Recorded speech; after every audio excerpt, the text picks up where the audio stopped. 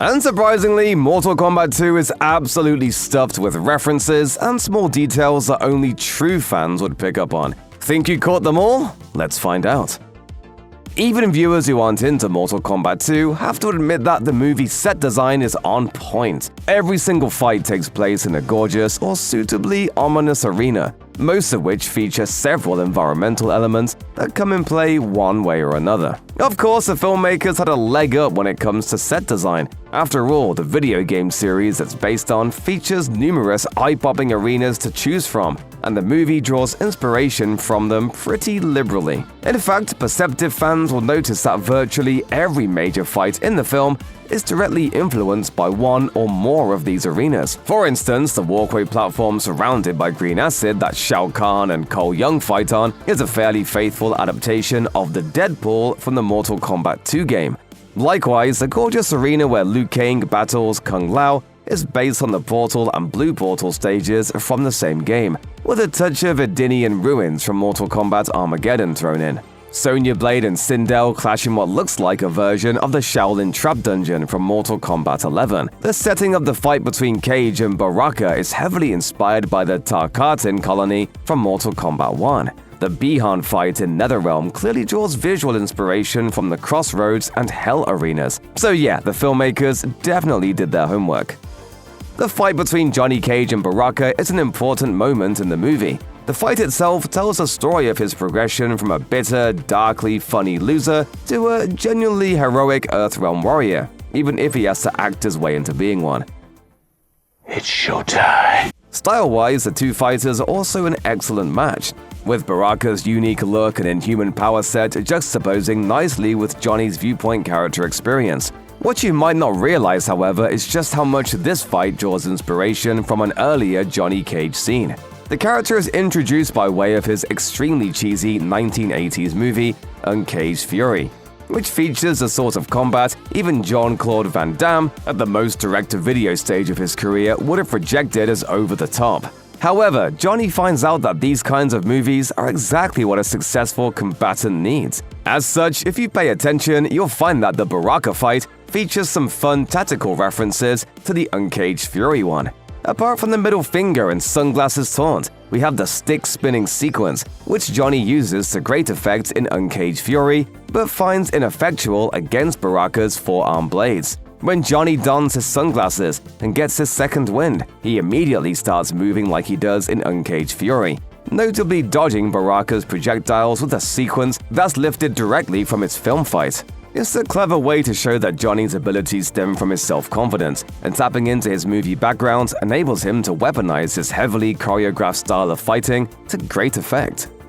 There are many amazing weapons in Mortal Kombat 2, and honestly, it's still very hard to beat Scorpion's iconic "Get over here" rope dart or Kung Lao's blade hat. Even so, Kitana's steel fans definitely enter the conversation of greatest Mortal Kombat weapons in the film. In her early fight against Johnny Cage, Kitana uses these weapons in extremely imaginative ways that would finish Johnny many times over were she actually out to kill him. Yo, send me back. I want to go back. Her apparent ability to magically control the fans allows her to use them as both melee weapons and as highly precise, spinny projectiles that defy physics. This is nothing new, since the steel fans have been Kitana's overarching primary weapon since her debut in Mortal Kombat 2, the video game. However, there's one major change in how the movie treats these blades, namely, it gives them a proper backstory. In the games, the fans have always just sort of been there. In the film, we actually find out where Kitana got them. Jade gives them to her as a gift before the Mortal Kombat tournament, symbolizing the pair's friendship. No word on how Kitana learns to fight with these complex weapons in what's implied to be a few days at most, but hey, logic is often the first casualty in matters of Mortal Kombat. Mortal Kombat 2 character Kano is a charming yet unreliable opportunist who's always good for a one-liner.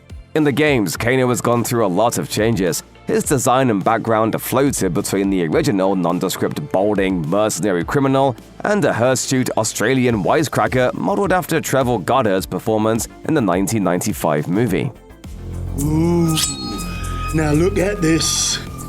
This little baby brings back memories now, doesn't it? However, there has been one largely consistent element of his portrayal, Kano tends to have a metallic plate over his right eye and the upper right side of his face, and his laser shooting eye is an artificial construct. You'll notice that this aspect of the character is still missing in Mortal Kombat 2.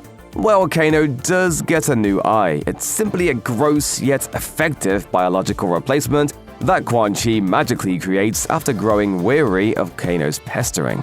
The 2021 Mortal Kombat movie chose the organic eye route with Kano because of the concept of special arcana powers that the fighters can unlock through training and dedication. This meant that Josh Lawson's version of the character is able to shoot lasers from his biological eye, with no need for any distracting artificial enhancements. Still, the movie did tease that Kano might finally receive the iconic implant in Mortal Kombat 2, since Sonya Blade destroys his right eye.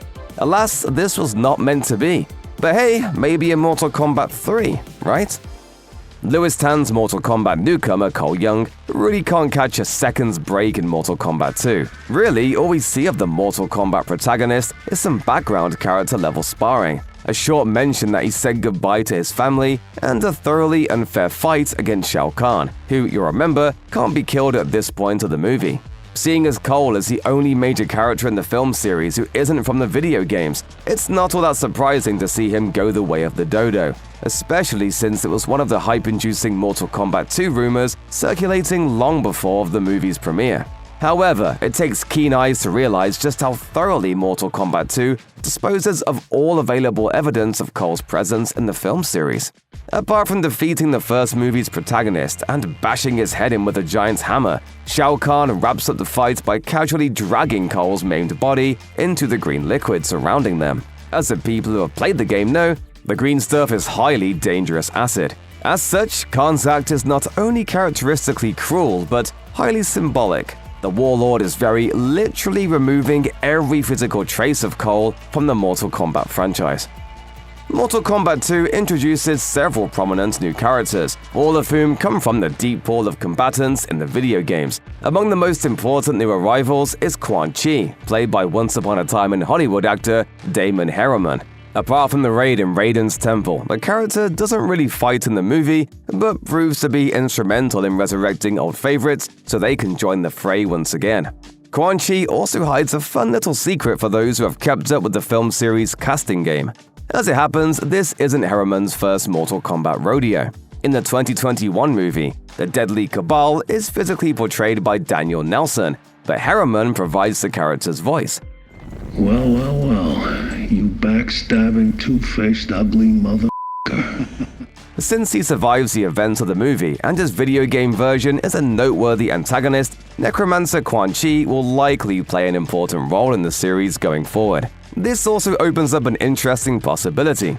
Since Quan Chi can and does raise characters from the dead, Mortal Kombat 3 could potentially see him resurrect Cabal, leading to a situation where Herriman might play two separate characters in the same Mortal Kombat movie. Mortal Kombat 2 is so full of different characters that it's hard to keep track of every single background figure, especially if they aren't fighters.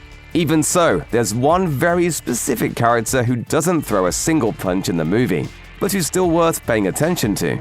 This is because he's played by one of the guys responsible for the entire Mortal Kombat experience, Ed Boon, who co-created the game series with John Tobias. Boon turns up in the scene where Johnny Cage nurses a drink at a bar and grimly shoots down the compliments and comeback suggestions of a fan.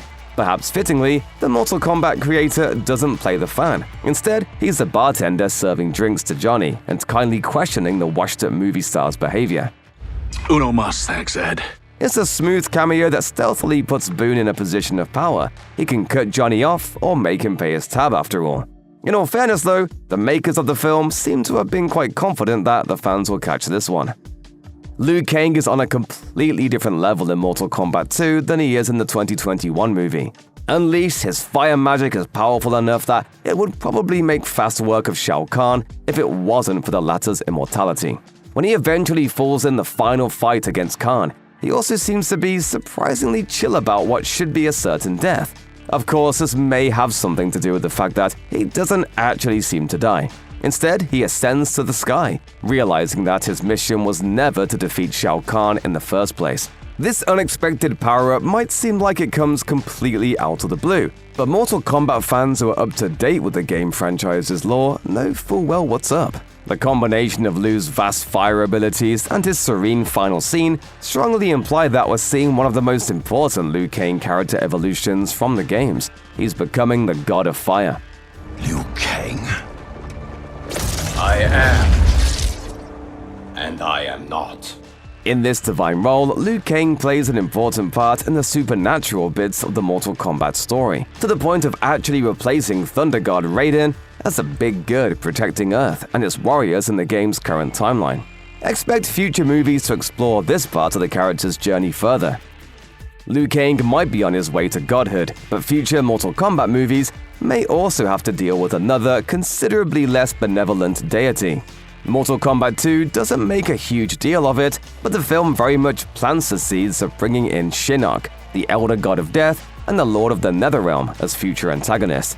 Shinnok is a major presence thanks to the Amulet of Shinnok, a mystical artifact that grants its user immortality when properly charged. By and large, the amulet is to Shinnok what the One Ring is to Sauron, and the Outworld forces use it to grant Shao Kahn immortality. As it happens, the amulet is destroyed in the movie's endgame, which Shinnok likely isn't very happy to find out. Introducing Shinnok in a roundabout way at this stage makes sense.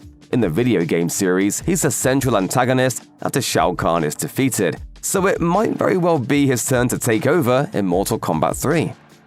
Joe Taslim's Bi-Han, formerly known as Sub-Zero, makes his grand return in the Mortal Kombat 2 mix as one of the Revenant fighters resurrected by Quan Chi. Since he was already extremely powerful in the previous movie, he has naturally received a massive power-up for the sequel.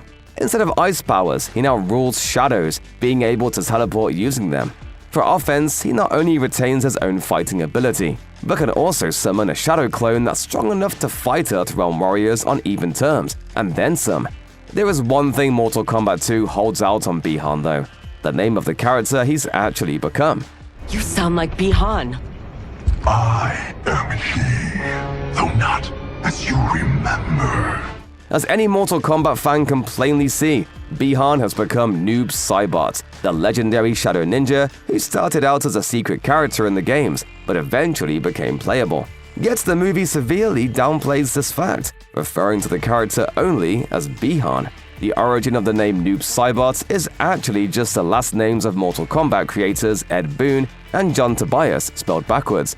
But when you think about it, there's a decent in-universe reason for avoiding the name.